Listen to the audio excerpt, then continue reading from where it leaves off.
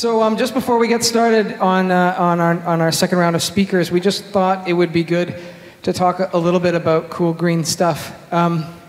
So we just got flooded with people, places, things, initiatives, companies, and we couldn't certainly have them all here to talk to you.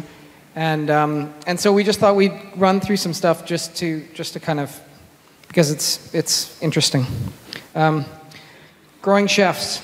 The main mission is to inspire students to grow their own food, encouraging the growth and development of urban agriculture.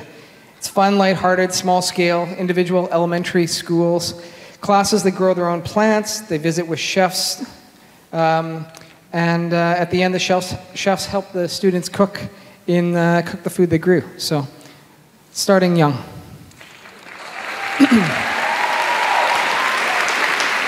100-mile diet. 2005, Elisa Smith, J.B. McKinnon began a one-year experiment in local eating. Their 100-mile diet struck a much deeper chord than anyone ever realized it would, and now it's completely changed the way people eat. AL-FRESCO, Flash Dinner Mobs. Scott Hawthorne, co-owner of Salt and Judas Goat, organizes flash mob potlucks with his friend Rob McDonald. Individuals bring their own place settings, a delicious dish, and a drink. The location is kept secret and given out only hours before the event. It helps to build a citywide notion of community based on food. It is open and inclusive, welcoming more and more to join in each time. Car-free days. We all just experienced it. I don't have to say much. It's an amazing thing. It's 100% volunteer, organized civic celebration. Less cars means more community.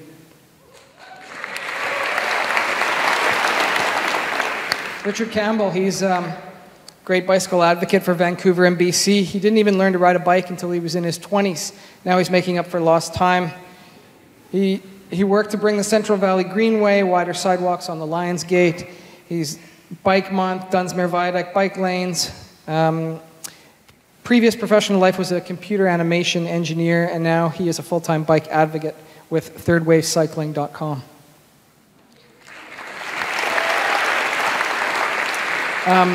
Front & Company. It's not used, it's consignment. The Front story began in 1993, selling quality consignment clothing, affordable antique collectibles, and elegant vintage jewelry. They now have 5,000 plus consigners, making vintage cool and helping to establish Mid-Main as a fashion high street. And they have the best windows in the city.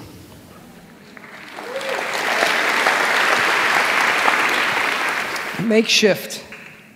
Natalie Pershwitz decided that she would make all her clothing for an entire year. An art and research project that examines the relationships between making clothing and living. Everything, she makes it all.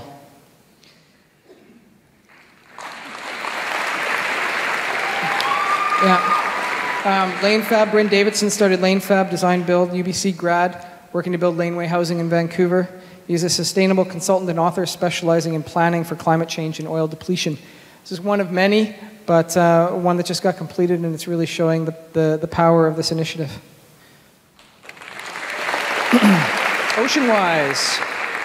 Robert Clark of Sea Restaurant serves local sustainable seafood as founding member of Oceanwise with the Vancouver Aquarium. It started in 2005 and is now a national program with 300 plus members at 2,700 locations.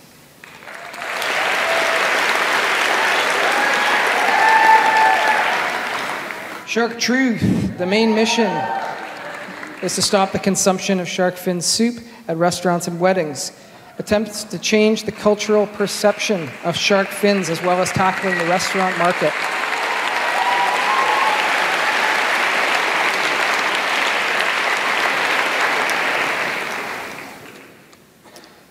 And lastly, the Living City Design Competition, an international design competition launched by the International Living Building Institute.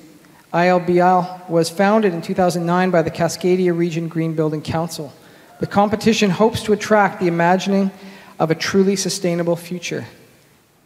First prize is $75,000.